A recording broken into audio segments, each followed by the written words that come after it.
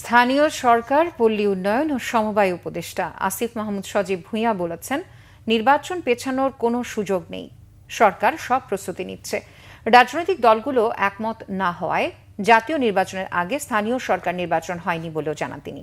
বুধবার বিকেলে স্থানীয় পার্কের মোড়ে জুলাই অভ্যুত্থানের প্রথম শহীদ আবু সাইদের স্মৃতিতে শ্রদ্ধা নিবেদন শেষে গণমাধ্যম কর্মীদের কথা বলেন উপদেষ্টা আসিফ মাহমুদ।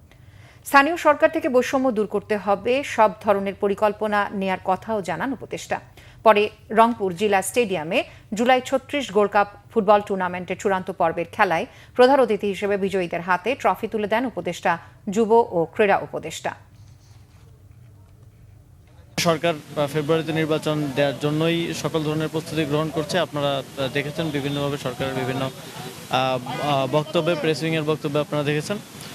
এখন জুলাই সনদের বিষয়ে রাজনৈতিক দলগুলো এবং ঐকমত্য কমিশনের যেই বৈঠক, সেখানে একটা ঐকমত্যে আসা গেলে আমরা নির্বাচনের দিকে আরও দৃঢ়ভাবে।